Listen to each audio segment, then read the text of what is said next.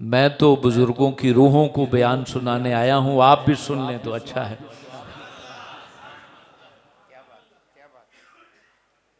मुझे जब पीर साहब ने ये फ्लैक्स भेजा, मुझे तारीख भूली हुई थी, तो मैं उस वक्त मदीना पाक में था। जब इस महफिल का फ्लैक्स आया है तो हालात चूंकि डिस्टर्ब हैं, 100 फ्लैटें कैंसिल हो रही थी, तो मैंने पहले वहाँ दरबार रिसालत माम में अर्ज़ किया कि हुजूर ये मैंने तो पहली दफ़ा टाइम दिया है तो यहाँ पहुँचा दीजिए।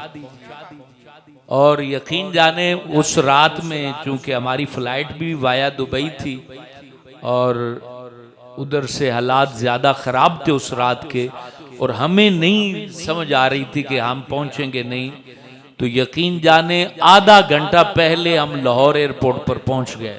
यानी सुबह मैं 5 बजे यहाँ पर पहुँचा लाहौर में, तो फिर कुछ आराम किया, तो अभी आपके पास हाजिर हुआ। मुझे जो उस पर मौजू लिखा हुआ मिला, रिफ़ाअते मकाम मुस्तफ़ा। ये यकीन जाने हम इसको क्या बयान करेंगे, हम तो अपने मुक़द्दर को बुलंद करने के लिए बातें करते हैं। रसूल हाशमी सल्लल्लाहु अलैहि वसल्लम का मकाम तो बुलंद हो चुका, तख्लीक़ अव्वल से लेकर आखिर तक। हजरत अब्दुल्ला इब्ने मसऊद की ये बात मुसल्लम है, जो फ़ख्र आलम ने खुद इरशाद फरमाया, और जिसे बयान हजरत अब्दुल्ला इब्ने मसऊद, वो सहाबी जो फ़ख्र आलम के नालैन उठाने वाले और आखिरी उम्र तक हुजूर को वजू करवाने वाले, ये वो सहाबी हैं। उन्होंने कहा कि इन्नल्लाह तआला नज़रा इला क़ुलूबिल इबाद फवजदा क़ल्बा मुहम्मदिन खैरा क़ुलूबिल इबाद सुम्मा इस्तफ़ाहु लिनफ़्सिही। कि रब तआला ने जब अरवाहों को पैदा किया तो रूहों को बनाने के बाद उनके ऊपर खुद रब ने नजर फरमाई, और तमाम रूहों में अल्लाह ने रूहे मुहम्मद को सबसे बेहतरीन पाया, सबसे बेहतरीन पाया। सुम्मा इस्तफ़ाहु लिनफ़्सिही। फिर रब ताला ने अपनी जात के लिए हुजूर फ़ख्र आलम का इंतिखाब कर लिया। मुझे बताइए, कायनात के तमाम चीजों को पैदा करने वाला रब्बे आला जब इंतिखाबे महबूब कर रहा है, तो फिर उसका मकाम ना तो कोई मुहद्दिस बयान कर सकता है, ना मौलवी बयान कर सकता है। वो मकाम अगर बयान कर सकता है तो सिर्फ और सिर्फ रब्बे आला बयान कर सकता है, क्योंकि रब के इंतिखाब को मखलूक कैसे किबला बयान करेगी, उसकी हदें कैसे बयान करेगी कि ये मकाम को इसने बढ़ा दिया, इसने घटा दिया। ये बढ़ाने घटाने की चीज है ही नहीं। इमाम अहमद रजा खान का वो शेर आपके सामने रखता हूं। आपने क्या कहा? आपने क्या कहा कि फर्श वाले तेरी शौकत का उलू क्या जाने, फर्श वाले तेरी शौकत का उलू क्या जाने, खुशरवा अर्श पे उड़ता है फरेरा तेरा। हुजूर ये शेर वैसे वो वहां बैठे हो ना जहां छतरियां हैं, और उधर फिर यूं खुशरवा कहें, या फिर रियाजुल जन्नत में बैठे हो और यूं हुजूर की जानिब या आलम तसव्वुर में मिंबर पर बैठा हुआ पाएं। असल में आला हजरत का ये शेर बड़ा कमाल शेर है। उस दौर में शुआरा अशार तारीफ के लिख के बादशाह के दरबार में जाते थे, और ये लफ्ज वहां बोला जाता था, खुशरवा ए बादशाह, ए अज़ीमुश्शान हस्ती, यूं वो कहते थे। तो यहां इन्होंने कमाल आलम तसव्वुर इस्तेमाल किया है इमाम अहमद रजा खान ने, कि गोया के जन्नतुल फिरदौस में हुजूर बैठे हैं, जन्नतुल फिरदौस में बैठे हैं, और मुझे वहां मौका मिल रहा है और वहां वो ये बात कर रहे हैं। और ये भी हो सकता है कि जब हुजूर फ़ख्र आलम ने अपना दीदार ज़ाहिरी आंखों से करवाया था, क्योंकि रोजा रसूल पर हाजिर हुए थे, तो कई रातें इशा के बाद फजर तक खड़े खड़े गुजार दी थी, और कहा मैंने आपको अपनी आंखों से देखना है। मैं जब कस्में उठाता हूं कि आप जिंदा हैं, तो फिर दिखाइए। का फजर तक रात गुजर जाती, दीदारे रसूल ना होता, और जागती आंखों से मुतालबा है, तो फिर आपने कहा था वो शुए लाल हजार फिरते हैं, तेरे दिन नए बहार फिरते हैं, हर चरागे मजार पर कुदसी देखो परवानवार फिरते हैं। कहते हैं किस दरबार में आया अहमद रजा, यहाँ के चिरागों के ऊपर जो परवाने हैं वो भी फरिश्ते हैं, वो आम परवाने नहीं जो हमारे चिरागों पे और बल्बों पे मर रहे होते हैं। क्या यहाँ के ऊपर जो परवाने हैं वो कुदसी हैं, यानी फरिश्ते हैं। और आखिर में क्या बात कही थी, तेरी बात कौन पूछे रजा, तुझसे कुत्ते हजार फिरते हैं। ये शेर इंतहा दर्जे का जो है ना वो आजिज़ी थी और मिस्कीनी थी इसके अंदर। और ये बात जब कही, ये बात इमाम अहमद रजा खान ने जब कही, अल्लाह अल्लाह तमाम पर्दे हट गए और रसूल हाशमी ने अपने इस आशिक़े सादिक को जागती आंखों से अपना दीदार अता कर दिया, जागती आंखों से। फिर ये शेर कहा था ना, तू जिंदा है वल्ला, तू जिंदा है वल्ला, मेरे चश्मे आलम से छुप जाने वाले। तो मेरे दोस्तों मामला पता क्या होता है, मकाम मुस्तफ़ा जब समझ आता है तो पर्दे फिर हट जाते हैं। मकाम मुस्तफ़ा जब समझ आता है अनवार तजल्लियात की बरकत नाजिल होती हैं। मकाम मुस्तफ़ा जब समझ आता है जहन में बालिदगी जो है वो ऐसी पाकीज़गी में बदलती है, जहन के अंदर ऐसे अनवार और तजल्लियात जगह लेते हैं। खुदा की कसम, आम सा बंदा भी हो, आम सा इंसान भी हो, जिसकी ना इल्मी हैसियत हो, ना उसका कोई अमली मकाम मर्तबा हो, ना उसके पास कोई ओहदा मकाम हो, अगर वो मकाम मुस्तफा को समझ जाए तो इस सदी में भी अल्लाह ताला उसे दीदार मुस्तफा अता कर देता है। और ये मैं बात ऐसे खिताबाना अंदाज में नहीं कह रहा, ये इसी सफर का वाकया है। मक्का टावर में एक टावर है सफवा, उस सफवा टावर में एक होटल है, ये जो आपको घड़ी वाला टावर है ना उसका नाम है ये मक्का टावर, उसमें सफवा टावर है, उसमें एक होटल है गुफरान। ये यहाँ सफर करने से एक दिन पहले मेरे एक जानने वाले से मुलाकात हुई, वो यूके में रहते हैं, यूके के नेशनल हैं। और आप यकीन जाने सादा सा आदमी, दुनियादार, एक जो है ना वो मल्टीनेशनल कंपनी का वो मालिक है और कोई मजहबी हुलिया नहीं है। मैं उसके पास बैठा, जैसे ही हुजूर की बातें शुरू हुई आंखें छम छम उसकी गिरने लग गई। फिर वो खुद कहने लगा कि मैंने आज तक ये बात किसी को नहीं बताई, 7 साल पुरानी बात है, मकाम मुस्तफा समझने की बात कर रहा हूं। ये बात याद रखना, हुजूर का मकाम जिसको भी समझ में आ गया, उसका बाप कौन है रब को कोई गर्ज नहीं, उसका खानदान क्या है अल्लाह को इससे भी गर्ज नहीं, उसका रंग क्या है अल्लाह को इससे भी मतलब नहीं, बस मन में मुस्तफा आ गए, रब मुकद्दर को 12 चांद लगा देता है। बात समझने वाला हो, इसे मैं पंजाबी में समझाऊं, उनके दिल दा प्याला मुद्दा नहीं होना चाहिए, दिल दा प्याला सीधा होना चाहिए। कई लोग कहते हैं ना बड़े वलियां को जाना, मैनू तो फैज ही नहीं मिलता। भाई आधे दिल दा प्याला तो सीधा कर, है सीधे प्याले में खैर आती है। लोग बड़ी बड़ी महफिलों में जाते हैं, फैज नहीं पा पाते, वजह क्या होती, वो महफिल में एक बंदा भी हो, बोलने वाला एक हो, सुनने वाला एक हो, और प्याला उसका भी सीधा हो इसका भी सीधा हो, तो फिर विलायत रब आम कर देता है। रब विलायत नई मजमों को देख के देता, विलायत सिर्फ और सिर्फ हजरत मोहम्मद रसूलुल्लाह को देख के अता फरमाता है। ये आज तक जितने वली बने हैं वो सिर्फ इसी वजह से बने हैं, इसी वजह से बने हैं। वो बंदा कहने लगा, 7 साल पुरानी बात है, कह रहे कि मैं मदीने में आया तो किसी ने ताना दे दिया कि हुजूर पाक जो है ना अपने मज़ार पुरनवार में हयात नहीं है, इस तरह की बात कर दिया, इयाज़ु बिल्लाह। उसने ये बात कर दी, कह रहे मैं बहुत रोया, बड़ा परेशान हुआ। अब ये है बात, दिल को जब राह हो, दिल को जब राह हो मालिक के दिल से, तो फिर क्यों ना अल्लाह मेहरबानी फरमाए। वो कसम उठा के कहता है कि हजरत और वैसे भी उसे क्या गर्ज झूठ बोलने की, वो तो एक अमीर यानी अरब खरबपति बंदा, सादा सा आदमी, मजहबी फील्ड का बंदा नहीं। वो कहते हैं कि मैंने अपनी आंखों से रसूल अकरम अलैहिस्सलातु वस्सलाम का मजार बिल्कुल क्लियर देखा, जालियों के पर्दे हट गए, और जैसे आप उलमा बताते हैं कि इस तरतीब से मजार और कब्र मुबारक हैं, कह रहे तीनों मजार मैंने आंखों से देखे और उनके ऊपर तमाम हस्तियां आराम फरमा हैं। कब्र के बाहर कह रहे हैं कि मैंने देखा हजरत उमर जो है वो पैर दबा रहे हैं हुजूर के। अल्लाह, तो मैंने कहा यार आप तो किस्मत वाले, एक लम्हे में आपके सारे मसले हल हो गए हैं। वो भी हल हो गया कि मजार में है नहीं है, ये भी हल हो गया कि रहना है तो हमेशा सुन्नी रहना है, कि वो पैर दबा रहे हैं हजरत उमर।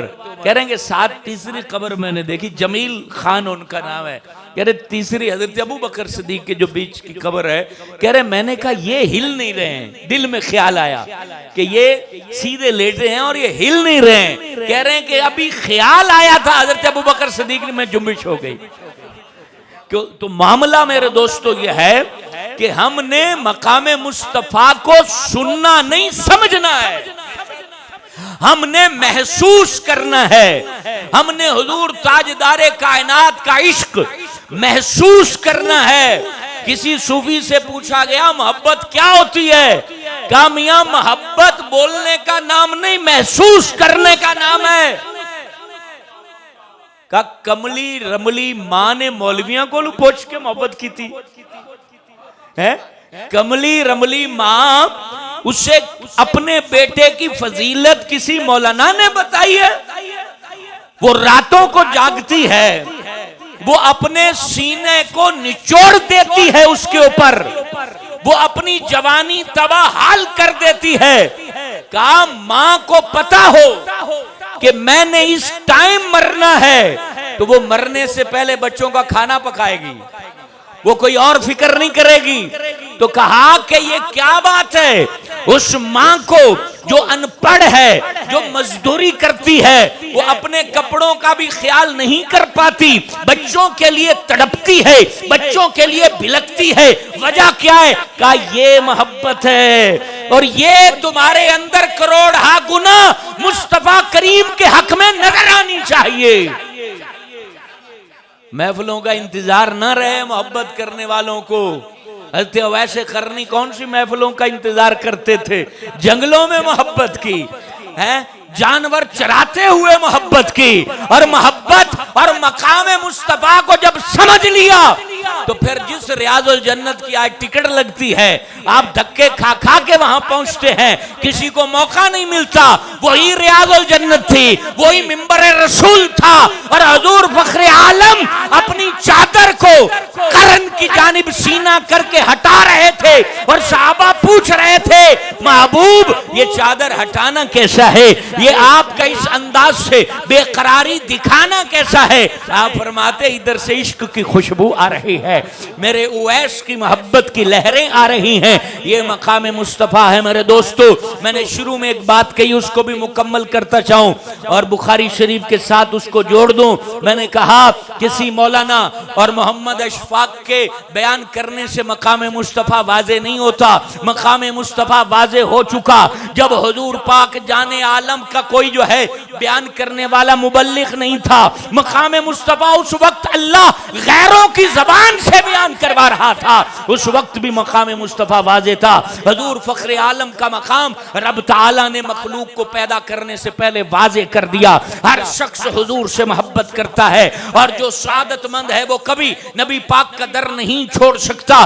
बुखारी शरीफ की हदीस, वही की जो किताब है उसमें ये तवील हदीस उलमा मौजूद है हिरक्कल, जिसको हम अवामी लोग हरकल बोलते हैं, उसका नाम था हिरक्कल। ये जो बादशाह है, फौज का सिपा सलार है, इसके सामने जो है कुरैश के सरदार बैठे हैं। कहा कि जितने लोग यहाँ आए हुए हैं उनको पकड़ के लाओ, मक्का के लोगों को लाओ कि मेरे पास एक खत पहुंचा है और उसमें हजरत मोहम्मद बिन अब्दुल्ला का तारुफ है। मैं जरा पूछ लूं मक्के वालों से कि वो कौन बंदा है और कैसा शख्स है। और कबीले वालों को बुलाया गया, कुरैश कबीले के ताजरों को बुलाया गया और उसमें जो सरदार ताजर थे हजरत अब्बास बिन अब्दुल मुत्तलिब कहते हैं, वो हजरत अबू सुफियान थे जो मुसलमान नहीं थे, हुजूर पाक के साथ उस वक्त दुश्मनी थी। इनको बुलाया गया। हिरक्कल बड़ा ज़हीन था, फतानत थी और उसको बड़ी जो है ना वो हिकमत अमली आती थी और अपनी किताबों का वो पूरा आलिम था।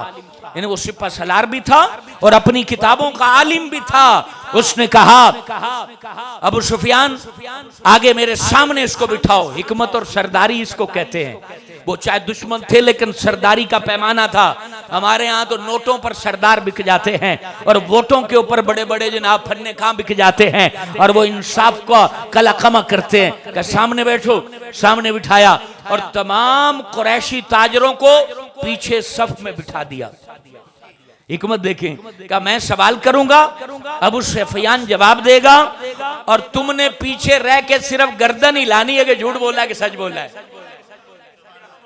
देखें ये भी सरदारी है ना, हिकमत अमली देखे। कहा कि तुमने सिर्फ सर हिला देना है तो मैं समझ जाऊंगा कि ये बंदा झूठ बोल रहा है, सच बोल रहा है। अबू सुफियान कहते हैं, अब्बास बिन अब्दुल मुत्तलिब कहते हैं, हमें बताते हुए हंसते थे कि मैनू डर ना होता ना कि मैं झूठा बदनाम होवांगा तो मैं कोई ना कोई रोड़ा पा ही देना। क्या पीछे वो बैठे और वो जो है मुझे डर था कि मैं। और ये देखे कितनी बड़ी बात, यहाँ पर अबू सुफियान जो हालत कुफर की बात बता रहे हैं तो उसमें देखें काफर भी झूठे लफ्ज से नफरत करते थे। और आज घर में 10 कुरान रखे हुए और बात झूठ बोल रहे हैं। बाप के सामने झूठ, बीवी के सामने झूठ, बीवी शौहर के सामने झूठ। ये कौन सा दीन है और कौन सा इस्लाम है। और फखरे आलम ने ये वाज़ेह तौर पे कहा कि बहुत सारे गुनाह हैं जो मुसलमान से सरजद हो सकते हैं। नबी पाक ने कहा, मैं मोहम्मद तुम्हें बता रहा हूं, मेरा मानने वाला कभी झूठ नहीं बोल सकता। ये बात है, ये हुजूर पाक ने कहा है। फैज कैसे जारी हो, जहां झूठ सुबह शाम झूठ झूठ हो तो फिर अनवार कहां से मिले। फिर ये याद रखें, 10 लाख के नात खां ने आपको विलायत नहीं दिलानी, 5 लाख के मौलवी ने आपको वली नहीं बनाना। वली आपको रब ने बनाना है, निगाह रिसालत ने बनाना है और मन की पाकीज़गी से बनाना है। मन पाक होगा, मन पाक होगा तो कुछ मिल जाएगा, नहीं होगा तो भाई ये मैंने देखा है बड़ी बड़ी। मैं अभी वहाँ एक पीर साहब हमारे साथ थे मक्का पाक में, नाम नहीं मैं लेना चाहता, वो कहते जी हमारे मुरीद हैं, वो महफिल में 40 लाख रुपया लगाते।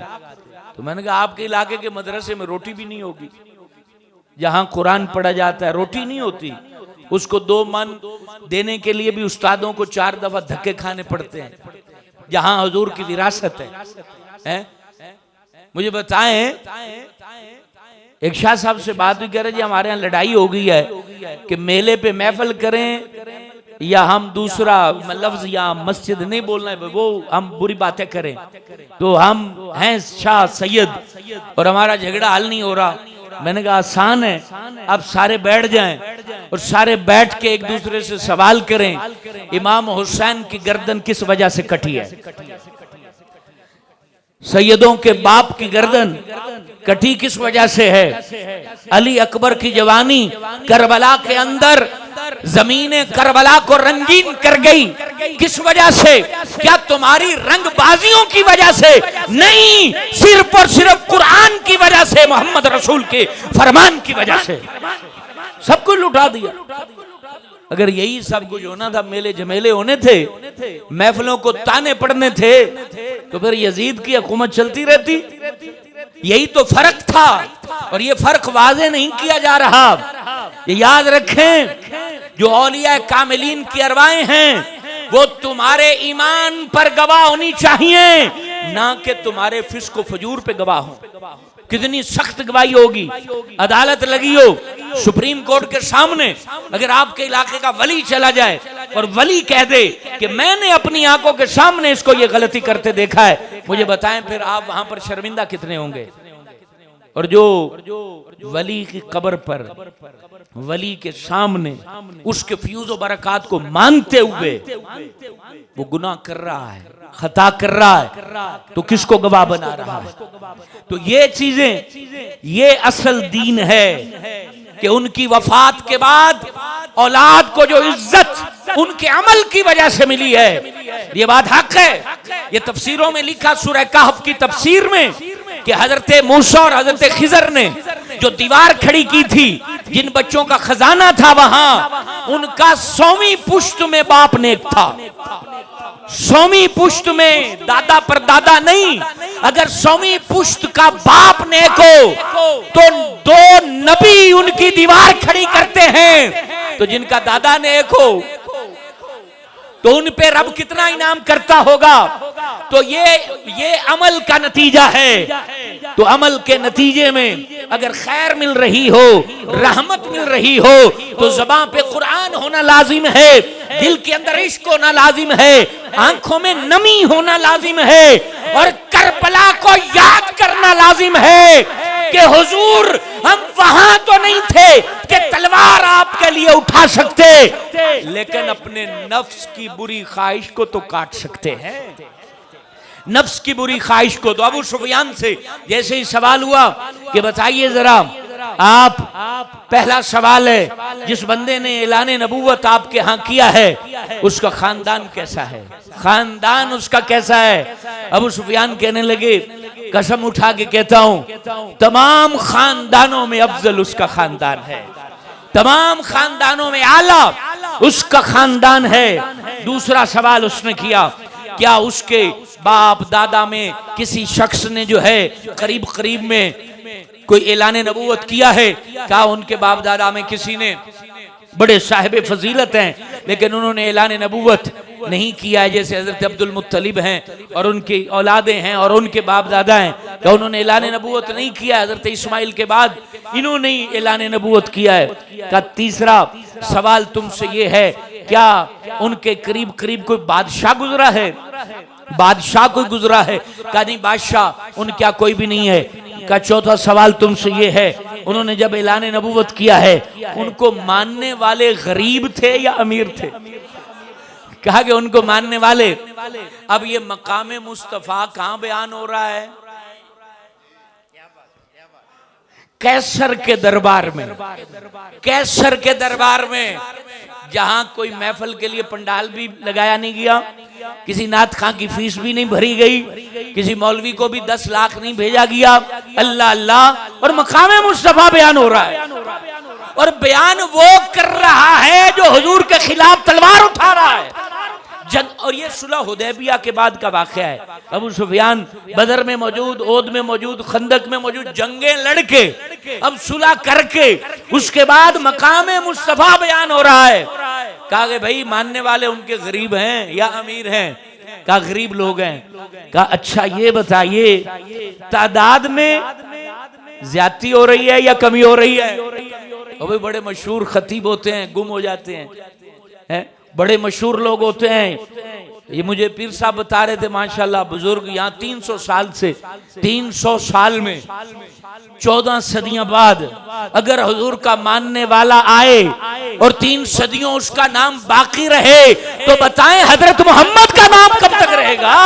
अर्श फर्श हर चीज पर उनका नाम हमेशा हमेशा के लिए रब ने कंधा फरमा दिया है। तो कहा कि कमी हो रही है, ज्यादती हो रही। कह रहे कि बड़ी अजीब मामला है, लड़ाइयां हो रही हैं, रोक रहे हैं और बड़े प्रोपेगेंडा भी किए हैं, उनको मजनून डिक्लेयर किया है, हमने उनको जादूगर भी कहा है, लेकिन दिन ब दिन इजाफा हो रहा है, इजाफा हो रहा है, कमी नहीं हो रही। वलल आखिरतु खैरुल लका मिनल ऊला। अब इसको तो रब ने वाज़े करना है ना। अगला सवाल कि ये बताइए कि जो उनका हो जाता है छोड़ जाता है या साथ ही रहता है। जो उनका हो जाता है ये अबू सुफियान से पूछा जा रहा है, और वो जाहिर सी बात है उससे बड़ा गवाह तो कोई नहीं था ना, मक्के की पूरी सिचुएशन को जानता सरदार है। और एक पूरे कबीले को हैंडल कर रहा है। कुरैश में भी कबाइल थे, उनमें एक कबीले का सरदार है पूरा। तो कहा कि भाई हमने देखा है कि अंगारों पर लिटा दिया हमने उनके मानने वालों को, हज़रत खुबैब को, हज़रत खुबाब को का अंगारों पे लिटाया है। अंगारों ने चर्बी को पिघला दिया, अंगारे बुझ गए, वो बेहोश हो गए। जैसे ही होश आया तो उनकी ज़बान पे जारी था ला इलाहा इल्लल्लाह मुहम्मदुर रसूलुल्लाह। वो पहले होश पे जो बंदा बोलता है वो इश्क होता है। बेहोश कर देना, और देखिए ना औरत जब डिलीवरी में बेहोश होती है ना औरत, उसको इंजेक्शन लगाता है तो वो जैसे ही होश में आती तो पहला सवाल करती बच्चा कहाँ है। उस वक्त वो नहीं कहती मेरा बाप किधर है, हालांकि बाप से बड़ी उसे मोहब्बत है। ये नहीं कहती कि मेरा भाई कहाँ है, मेरा शौहर कहाँ है। वो पहला जुमला नीम बेहोशी में बोलती मेरा बच्चा कहाँ है। बेहोशी में जो जुमला पहला बोला जाता है वो बंदे का इश्क होता है। अंगारों से चर्बी पिघल गई, ठंडे हो गए अंगारे, तो ऐसी बात है इंसानी वजूद है। ये याद रखें, दर्द उन्हें वैसा ही होता है जैसे हमें होता है। ये याद रखिएगा, दर्द वो पूरा पूरा उठाते हैं जो हमें दर्द होता है, वो सारी तकलीफ उठाते हैं, लेकिन वो उठाते हैं इसलिए। मैं वहां सोच रहा था, मक्का में आप में से कई गए होंगे, मक्का मुअज़्ज़मा में वहां की जो रेत है वो हमारी रेत की तरह नहीं है, उसमें पत्थर है।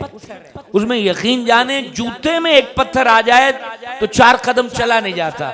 वो मेरे शूज में एक पत्थर आया, मैंने निकाला, चला नहीं जा रहा था। मैंने सोचा वाह बिलाल तेरे सदके, तेरे शेर पढ़ के पैसा तो बड़ों ने कमाया है, तेरा नाम लेकर इज्जत बड़ों ने हासिल की है, लेकिन तेरे जैसा इश्क कहां से लाएंगे कि एक हल्का, और पत्थर भी नुकीला नहीं होता जो रेत का हो, वो तो गोल सा होता है और चलने नहीं देता।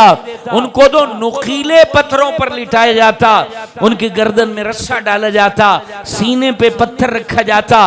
और आपने अगर इस साइड के लोगों को मक्का में देखा हो, जो काले होते हैं अबशी, उनकी जिल्द सख्त होती है, मोटी होती है, मोटी जिल्द उधड़ती आहिस्ता आहिस्ता है, और वो चरख चरख की आवाजें आए, खून से मक्का की सरजमीन रंगीन हो, और फिर बोला जाए बिलाल गर्दन आजाद है, तुम्हें सुकून की जिंदगी मुयस्सर है, छोड़ दे उस दामन को जिससे हमारी दुश्मनी है। तो वो उस हाल में सीना दब रहा है पत्थर से, जबान सूख के कांटा हो चुकी है, गर्दन में रस्से हैं और खींचा जा रहा है। अजियत नाक मरहाइल के बाद भी वो अहद अहद की आवाजें लगा रहे हैं, मकामे मुस्तफा लोगों को बता रहे हैं, अरे तुम फूलों और पैसों की बरसात में क्या मकामे रसूल बयान करोगे। ये मकाम तो हजरत बिलाल अपनी चमड़ी उधड़वा के बयान कर गए हैं, बयान कर गए हैं, करेंगे मिरासीपन के साथ बयान करेंगे, लतीफे और चुटकुले या मिंबर पर सुना के बयान करेंगे, हम मद्दे मुकाबिल को गाली देकर ये मकाम बयान करेंगे। अल अमान वल हफीज, क्या महफिल का रंग कर दिया गया। ये बात याद रखें, ये जो दीन है ये सिर्फ मजाज रसूल से फैलेगा। ये दीन मेरे तेरे दादे परदादे का नहीं है, हुजूर का है। उदउ इला सबील रब्बिक बिल मौइज़तिल हसना। मैंने एक शख्स को कहा, यार सही बात किया करो, क्या तुम ये बदतमीजी के साथ बयान करते हो। कह रहे जी ये जरूरत है, वो भी तो हमें गाली दे रहा है। मैंने कहा सबसे बदतरीन लोग जो हैं जिनको कुरान ने मुनाफिक कहा वो रसूलुल्लाह के जमाने में थे, और हुजूर फखरे आलम ने नाम लाया था, खड़ा हो तो मुनाफिक है, खड़ा हो तो मुनाफिक। अच्छा वैसे बड़ी अजीब बात है, और बात से बात निकल जाती, क्या करें इल्मी बात। ये मुझसे सवाल किया अभी मक्का में, तो मुनाफिक थे, पहले हुजूर ने नहीं बयान किया, फिर बयान कर दिया। मैंने कहा हुजूर रहमतुल लिल आलमीन है, नबी पाक माफ करते रहे, माफ करते रहे, अभी चलो ठीक हो जाएंगे, पता था माफ करते रहे, तो कहा वाजे क्यों किया। मैंने कहा हुजूर ने नहीं कि रब ने कहा करो। और रब ने कब कहा? जब मस्जिद दरार बना के बैठे कह रहे थे ये कैसा नबी है, हम इनकी मजलिस में मौजूद हैं, हमारे बारे में पता नहीं है। अब जब तान हुआ रसूलुल्लाह पर, अल्लाह ताला इस पे कभी भी सत्तारी नहीं फरमाता। सत्तारुल अयूब है, यहां सत्तारी नहीं फरमाता, यहां जब्बारी फरमाता है। महबूब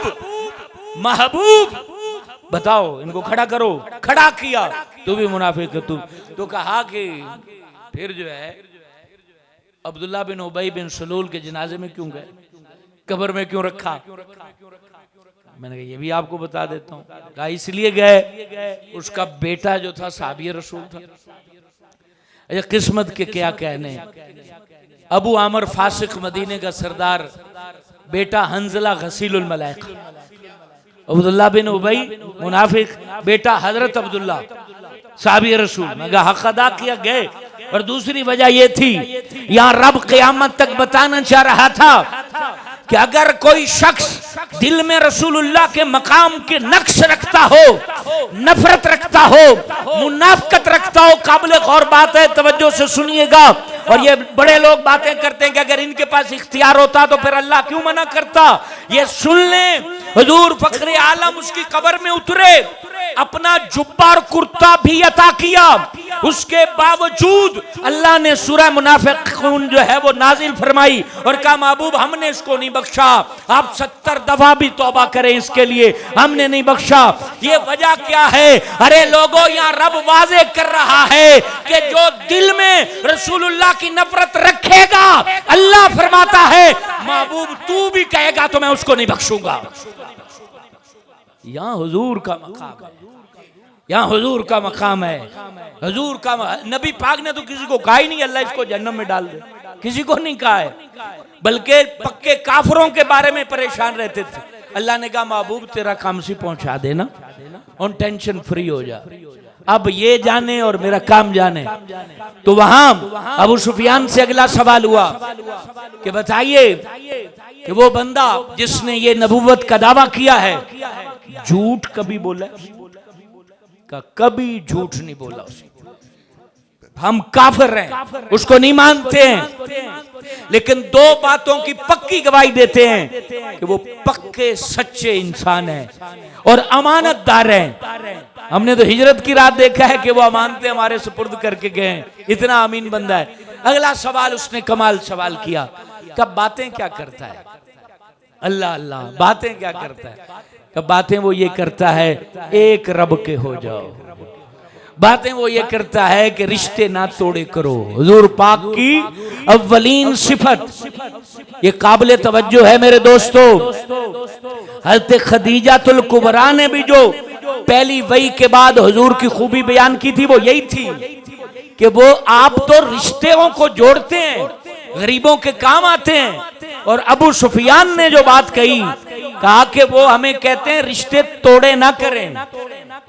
आज जो जनाबे जी 100वीं सालाना महफिल है, लेकिन भरा नाल सलाम दुआई कोई नहीं, चाचे दा नंबर ब्लॉक किया होया, फुफी चंगी नहीं लगती, सगी बहन ने रिश्ता नहीं दिया तो कहा तू मेरे जनाजे में ही ना आना।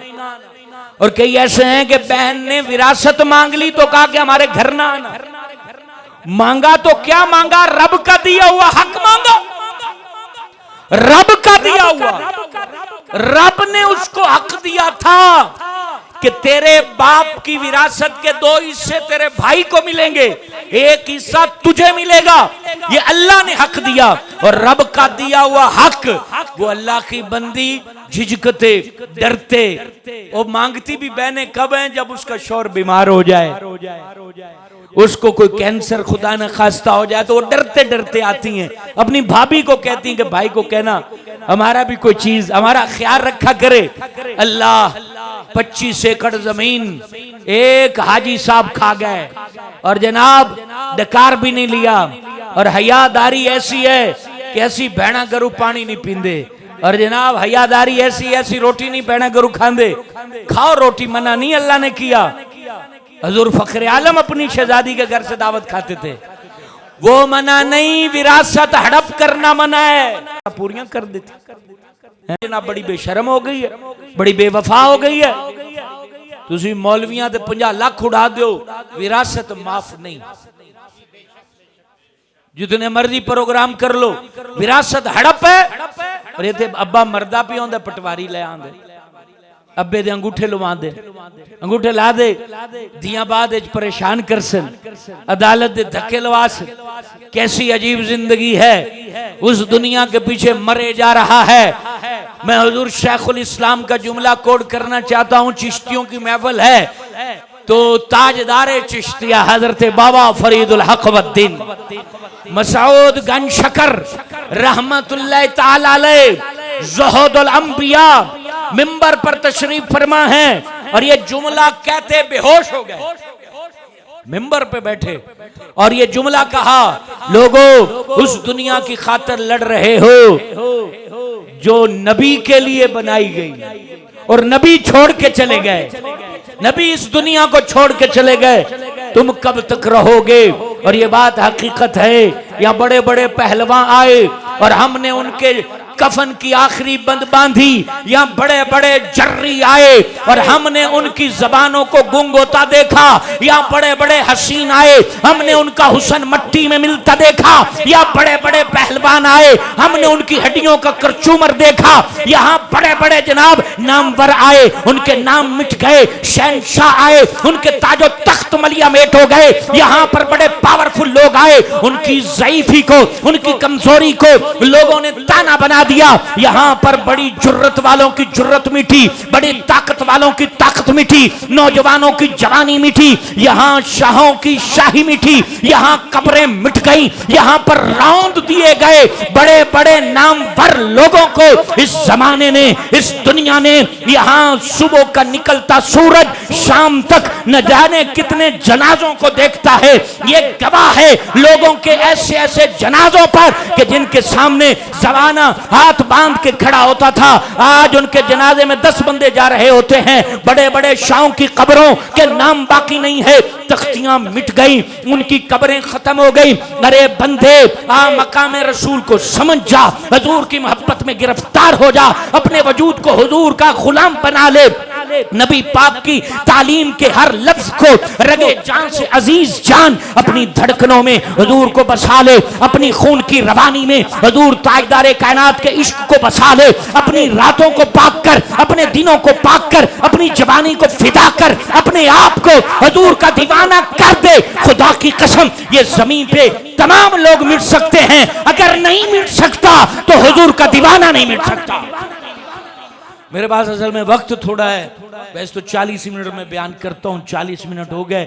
मैं यहाँ पर बात मुकम्मल करना चाहता हूँ। उसके बाद उसने जो बात कही, हिरकल ने जो बात कही कि मैंने ये जो सवाल तुमसे किए हैं, तुम्हें पता है क्यों किए हैं? पहला सवाल मैंने किया, क्या वो खानदान उसका कितना बड़ा है?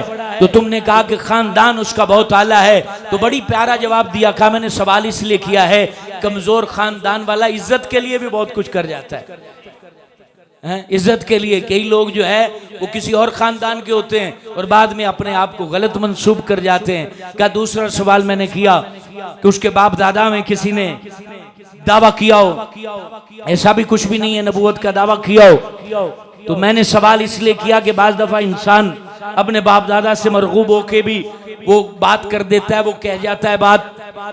फिर मैंने सवाल किया कि कोई बादशाह तो नहीं गुजरा उसके दादा परदादा में, ऐसी भी कोई बात नहीं है।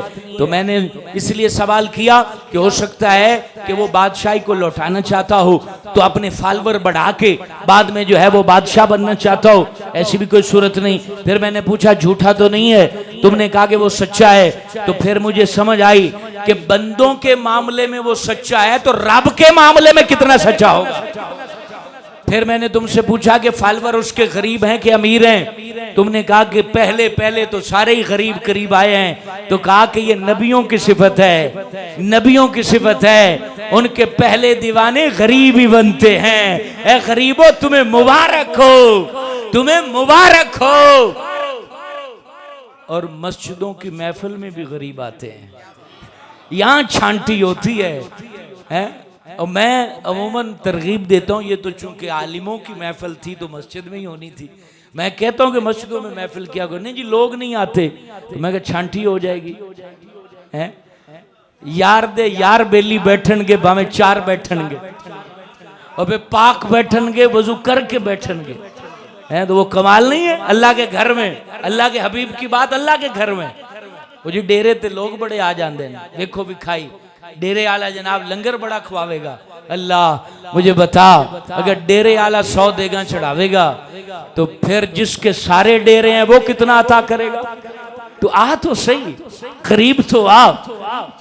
का फिर मैंने तुमसे सवाल किया है कि बढ़ रहे हैं कि कम हो रहे हैं, तुमने कहा बढ़ते चले जा रहे हैं। तो ये इस बात की दलील है कि वो हक है तो बढ़ रहा है, वरना घट जाता।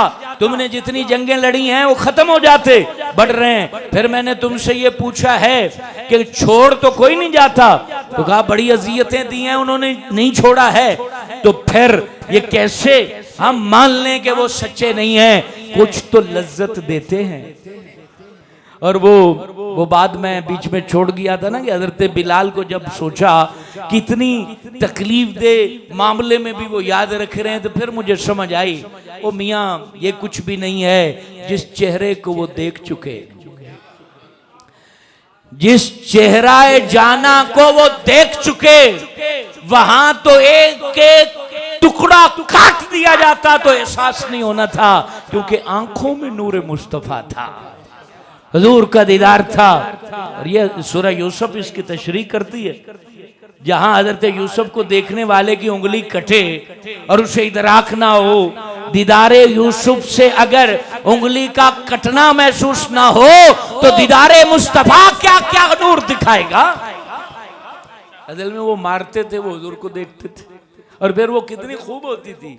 हजरत यासर को और हजरत अम्मार को बाप बेटा माँ लिटाया हुआ मार रहे हैं, दूर से हजरत सुमैया दूर से हुजूर गुजरे और कहा अल्लाह आले यासर पर जहन्नम की आग हराम कर दे। मुझे बताएं सौदे कितने बड़े हो रहे थे, लेकिन ये मकाम समझ चुके थे। दोस्तों मामला सिर्फ ये है, जो मौजू है रिफात मकाम मुस्तफा, उसको समझने की जरूरत है, उसको परखने की जरूरत है, अपने वजूद को इस कसौटी पर परखने की जरूरत है कि मैं आज कहां खड़ा हूं। तो अगर मकाम मुस्तफा समझ जाए फिर मिलता क्या है, मैं बयान को क्लोज कर रहा हूं और मैं चाह रहा हूं चिश्तियों का बयान चिश्तियों पे खत्म कर दूं। मकाम मुस्तफा समझ आ जाए तो फिर हजरत ख्वाजा फखरुद्दीन फखरे जहां दहलवी इस वक्त आपके पंजाब में ज्यादा फैज चिश्तियों का है, वो मदरसों वाले चिश्तियों या कवालियों वाले हों, बहरहाल फैज है, सबका है। चिश्ती यहाँ पर ये फैज क्यों ना हो, फखरुद्दीन फखरे जहां दहलवी ने ख्वाजा नूर मोहम्मद महारवी को सामने बैठा देखा, ख्वाजा नूर मोहम्मद महारवी महार शरीफ वाले। और आपको पता है ये जितने आस्थाने इनका लिंक उधर ही मिलता है, ये उधर ही ना हुजूर, तकरीबन लिंक जो है वो ज्यादातर जो पाकिस्तान का पंजाब है, हिंदुस्तान का जो पंजाब है उसमें फिर हजरत साबर क्लियर की तरफ लिंक जाता है सारा, ऐसे ना हुजूर। क्योंकि मैं कादरी हूँ, फैज मेरे पास चिश्तियों का है, तो लिंक उधर जाता है। तो अब और वैसे साबर पिया की बात आ गई तो वो बतानी जरूरी है। अब साबर पिया ने एक ही मुरीद किया था, शम्स तुर्क रहमतुल्लाह अलैह, एक ही मुरीद की था, मुरीद ही नहीं कर दे। किसी ने आगे कहा बाबे दे दो में खलीफे जी निजाम पाक ते साबर पाक, उन्हां दे तारियां वर्गू निरे मुरीद ते खलीफा ते तुहाड़ा इको ही है। आपने फरमाया एक ही मैं सूरज बनाया है, वेग सामोड़ तारे अगे निकलते हैं कि नहीं, का बनाया एक है और एक ही सूरज बनाया है। वो कारी शम्स थे, वो बाबा साहब के बाद तुर्की से चले थे और बाबा फरीद से मुरीद होने आए थे, और वो फिर पीर पीर थे ना, ये नहीं देखते थे दा मुरब्बियां दा मालिक है तो उन्हें नु साइड ते बिठा के लंगर खुआओ, नहीं, वो फरमाते थे शम्स तेरा हिस्सा साबर कोल है, क्लियर जा और सामने ना जामी, सामने ना जामी। साबर के सामने चला गया तो जब उसकी रूह वापस लौटेगी तो जला के रख देंगे। पीछे बैठना और सलाम भी नहीं, सिर्फ कुरान पढ़ना। कारी कुरान थे और हसीन कुरान पढ़ते थे। तो कारी शम्स साहब रहमतुल्लाह अलैह गए और साबर पिया अपने जज़ब में थे, पीछे बैठे कुरान शुरू कर दिया। जब कुरान शुरू किया होश में आए और पीछे क्यों बैठे, सामने आ। पीछे क्यों कुरान पढ़ता भी है, सामने आके पढ़। तो कहते हैं फिर सामने बह गए, सामने कुरान पढ़ते रहे, फिर चुप हो गए। हाँ और पढ़, और पढ़ा। आया क्यों है, हुजूर मुरीद होना है। तो फिर फैज अता कर दिया, मुरीद बना दिया और शम्सुल औलिया लक़ब पाया। और वो लक़ब किसी नकीब ने नहीं दिता। नकीब नु 4 नोट दे दो तो वक्त दा कुतुब बना दे। खतीब ऐसी खतीब भी शामिल है, सही है, कुतुब बना दे। और इनको ये जिनके उर्स में आप बैठे हैं पुराने बुजुर्ग, इनके ऊपर जो अलकाब लगे हुए हैं ना, मैं पढ़ रहा था, ये उलमा ने दिए और बड़े बड़े जय्यद बुजुर्गों ने दिए। और ये जो अलकाब औलिया देते हैं वो परख कर देते हैं। और साबर पिया के मुरीद को जो लक़ब मिला, आप हैरान होंगे। इनको शरीफे मक्का और मुफ्तियाने मक्का ने ये लक़ब अता किया था। हक फरीद या फरीद, अल्लाह मोहम्मद चार यार, हाजी ख्वाजा कुतुब फरीद, हक फरीद या फरीद, हक फरीद या हक फरीद, हक फरीद, हक फरीद, हक फरीद, हक फरीद, हक फरीद, हक फरीद, हक फरीद, हक फरीद, हक फरीद, हक फरीद, अल्लाह मोहम्मद चार यार, हक फरीद, हक फरीद, हक फरीद।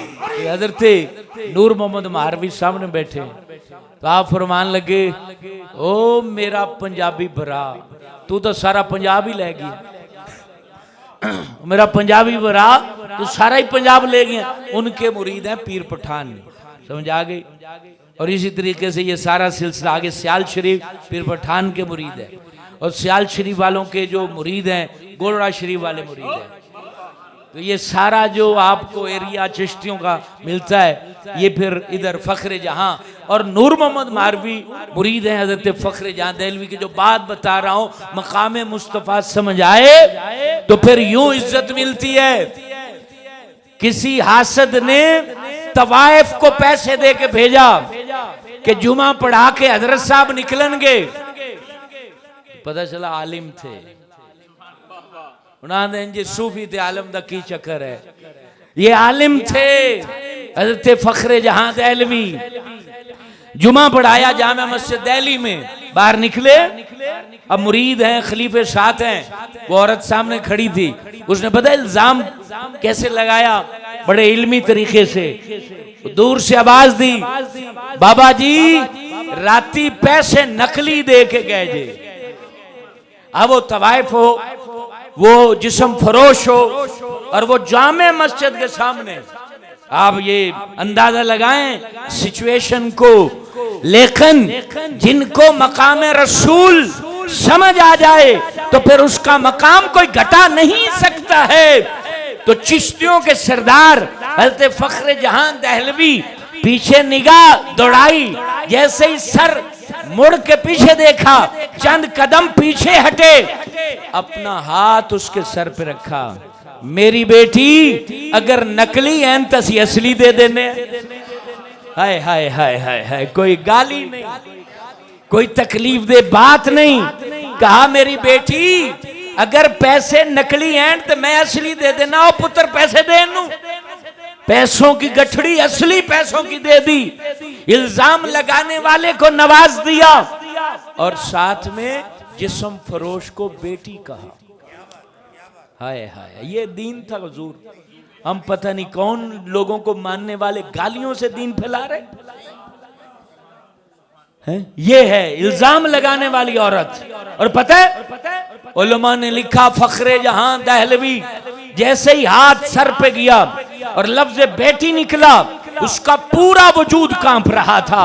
वो यूं लग रहा था उसके पैर जमीन में धस गए, आंखों से आंसू जारी हैं, शर्मिंदगी में सर झुका है और हाथ बांध कर अर्ज करती है, बाबा हुजूर मुझे पैसों का लालच दे के इल्जाम लगाने का कहा गया, आपने मुझे बदले में बेटी कहा। मेरी जैसी बदकार औरत को आज तक किसी ने बेटी नहीं कहा, आपने मुझे बेटी कहा, तो फिर दिल्ली के लोग सुन लें, ये औरत अब फखरे जहां की बेटी बनकर दिखाएगी। हुजूर बेटी भी बनाया, पैसे भी दिए और वलिया भी बना दिया।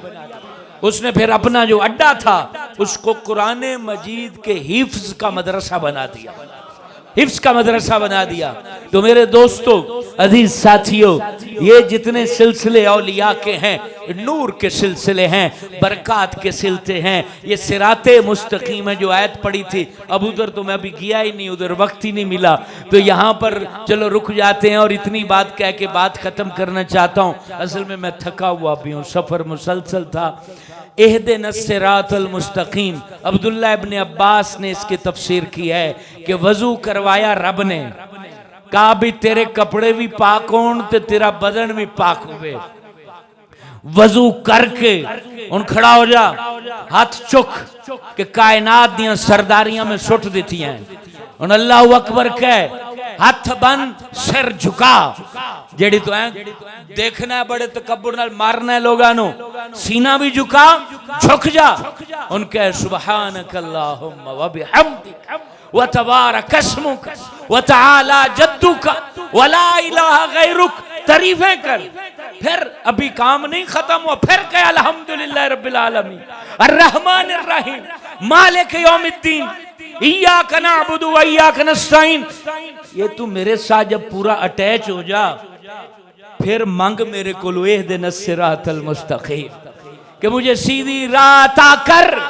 अब यहाँ जो हासिल कलाम बात जिस पे बात खत्म करना चाहता हूँ, बड़ी इसकी शरह हैं।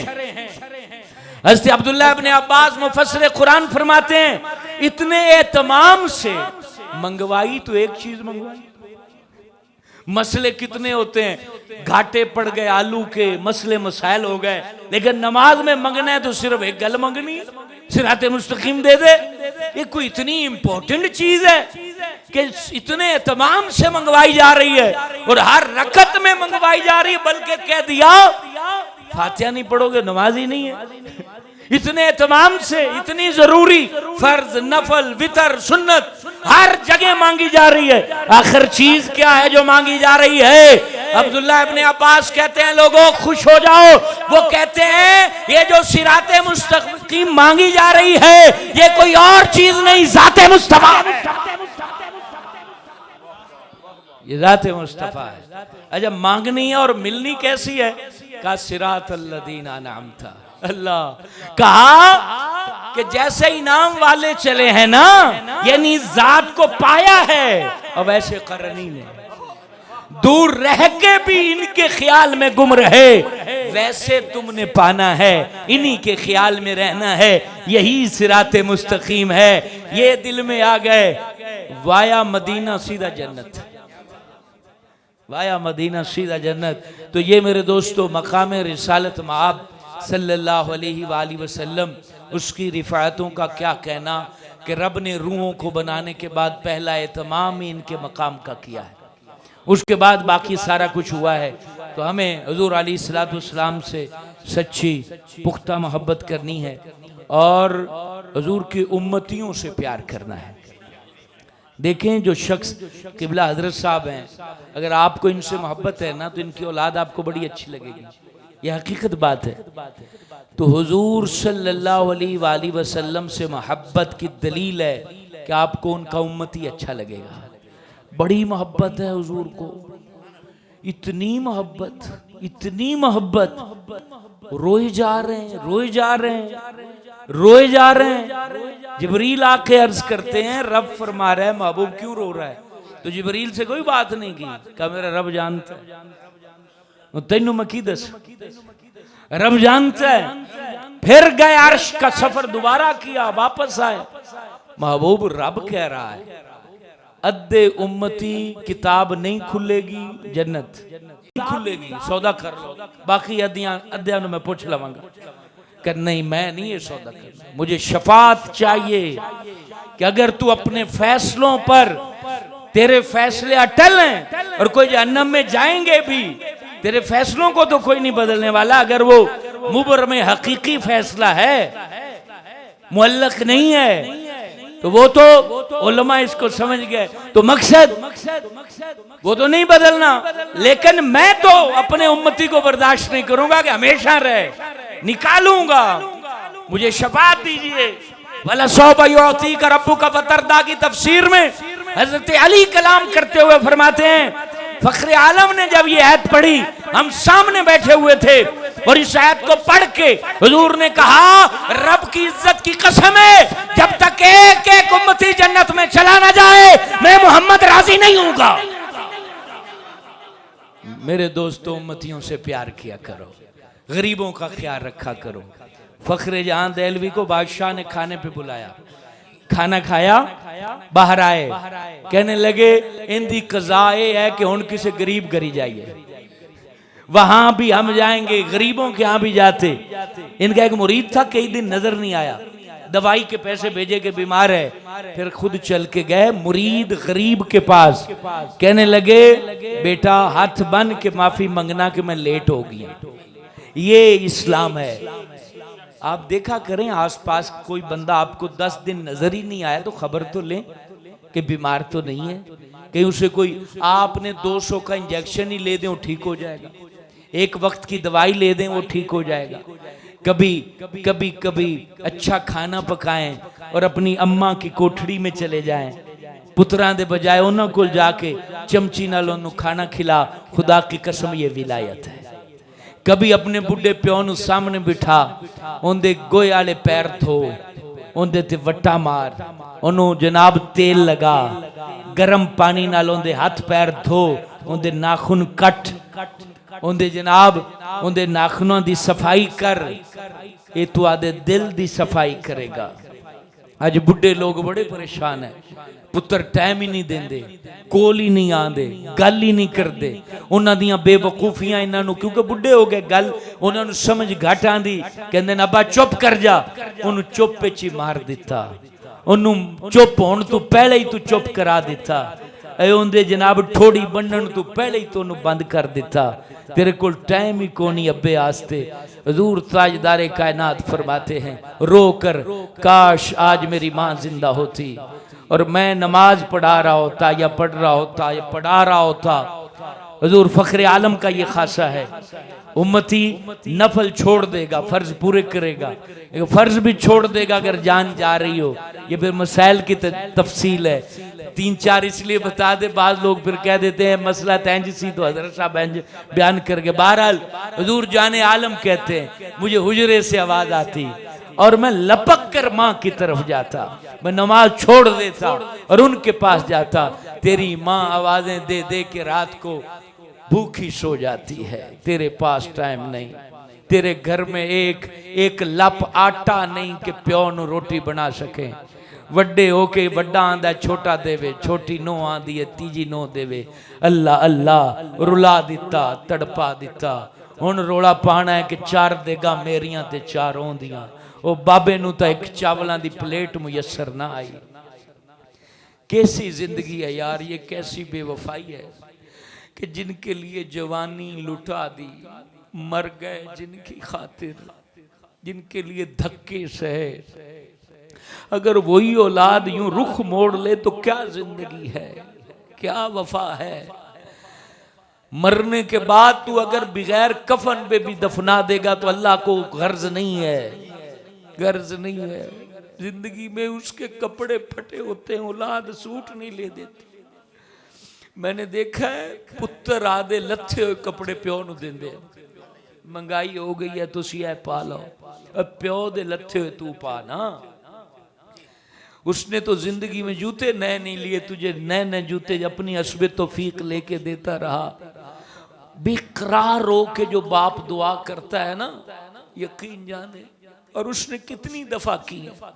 मुझे एक शख्स कहने लगा, कराची का ताजर था, कहते हजरत साहब दुआ करें, अब्बा अस्पताल में फौत हो जाए, तकलीफ में है। मैंने कहा यार तेरे लिए तो उसने एक दफा भी नहीं कहा था मौलाना बीमार है मेरा बच्चा मर जाए। ऐसी जिंदगी क्या जिंदगी है, उन तकरीरों का क्या करना कि जहां हर गली में मां रोती हो, जहां एहसास खत्म हो गया हो, जहां पर भाईचारा ना रहो, और जहां मुनाफकत सगे करते हो, और जहां उजाड़ने की प्लानिंग अपना सगा खून करता हो। ये हुजूर का बताया हुआ दीन नहीं है। नबी पाक जाने कायनात ने तो कहा कि एक जिस्म की मानिद है मेरी उम्मत, कि यहां नाखून कटता है तो सर चकरा जाता है, एक मर रहा है दूसरा कहता है मरे अच्छा है। ये कोई जिंदगी नहीं, बस ये चंद बातें एहसास की बातें हैं मेरे दोस्तों। एक बंदा भी समझ जाए और अपने रूठे रिश्तों को मना ले, और अपनी बीवी के साथ झगड़े बढ़े, तलाक उलमा बैठे हैं, तलाक की शरह बहुत बढ़ गई है, गुस्से पे मर्दों को काबू नहीं है। मुझे एक बंदा कहता है यार क्या करें बदतमीज इतनी है। मैंने कहा यार तुझे सरदार भी तो इसीलिए बनाया गया, तेरे अंदर बर्दाश्त है। मैं कहा इसका लिहाज कर, उसने पेट में 9 महीने बच्चा रखा, पैदाइश की दर्द उठाई, उसके बाद नस्ब तेरा है, नस्ब तेरा है, पेट उसका कटा, मौत से लड़के वो आई, और नस्ब उसका नहीं है, घर उसका नहीं है। और फिर तू 2 बातें कड़वी तीखी बेवकूफी वाली नहीं सुन सकता, मोहब्बत से समझा दे, समझ जाएगी। तलाक हल थोड़ी है। फिर 99% मेरे दोस्तों तलाक दे के लोग उलमा से राब्ता करते, फिर आंदे जी वाबी यही आंदे पहनते, शिया यही आंदे पहनते, सुन्नी। ओ भाई तूने ये लफ्ज बोला क्यों? और गाली दे लेता, बर्तन तोड़ देता, कुछ कह लेता। तलाक का तुम्हें किसने इजाजत दी? अभी तूने यही लफ्ज बोल दिया। अब कहते मौलवी और राह कड्डो, मौलवी राह दसन वाले राह कड्डन वाले नहीं। सिर्फ एक तलाक की इजाजत है आपको, आप उसको इद्दत गुजारने दे, निकाह टूट जाएगा, 2 तलाकों के मालिक फिर भी आप रहेंगे। 10 साल बाद निकाह करके वापस ले आए, कोई मसला नहीं। एक दे ना, 3 क्यों? 3 10 नहीं जी सानू फलाना मौलवी आंदा भी एक ही हुई है, तो ठीक है फिर वो मौलवी जाने, तू जान लितर खाओ। 1-2 तलाक, अगर वो भी तलाक कब? ये अदालती सिस्टम है, पंचायत का सिस्टम है कि आप अपने चचा को, ताए को, उसके चचा ताए को, अपने बाप को, उसके बाप को, 10 बंदों को बिठाएं और कहें भी साडा झगड़ा नहीं खत्म हो रहा हुण, अगर गल तलाक ते है तो फिर जिमें तुसी आखो में करने। ए तरीका है, ये नहीं कि थोड़ी सी लड़ाई हुई और तीने दे के फिर फारिग हो गए, फिर भागते फिर हमारे पास आते हैं, उलमा के पास फतवा लेते हैं, फिर जितू राह मिल जाए फिर देखें। मामला हलाल हराम का है, सारी जिंदगी जिना करता रहेगा, क्या फायदा। अल्लाह वाहदा उला शरीक अला हमें हुजूर फखरे आलम का सच्चा उम्मती मोती फरमावरदार बनाए। अगर मेरी कोई बात आपको बुरी लगी हो तो मैं आपसे माफ़ी मांगता हूँ, और अगर मेरी बात कोई अच्छी लगी हो उसे आप दिल में कबूल करें। अल्लाह से भी मैं माफ़ी चाहता हूँ मेरी गलतियों से। रब्बे आला दरगुज़र फरमाए, अफ़्व दरगुज़र का मामला करे। अल्लाह मुझे भी बख्शे, आपको भी बख्शे। रब ताला इस जगह के फैज़ को आम करे, और यहाँ अल्लाह ताला के नेक बंदों ने जो वक्त दिया उनकी सआदत के सिलसिले अल्लाह दराज करे, और उनकी नस्लों को क़यामत तक अल्लाह बरकरार करे, और उनके नस्ब को अल्लाह बाकी रखे, उनकी तालीमात के सिलसिले को बाकी रखे, और नस्ल दर नस्ल जो इल्म की शमा रोशन है अल्लाह इसे भी बाकी रखे, और यहाँ के इलाके वालों को, यहाँ के मदरसे जामिया को चलाने में अल्लाह ताला तौफीक दे कि ये अपना हिस्सा इसमें शामिल रखें। रब ताला हमारी आज की इस हाज़री को कबूल फरमाए, आमीन या रब्बल आलमीन।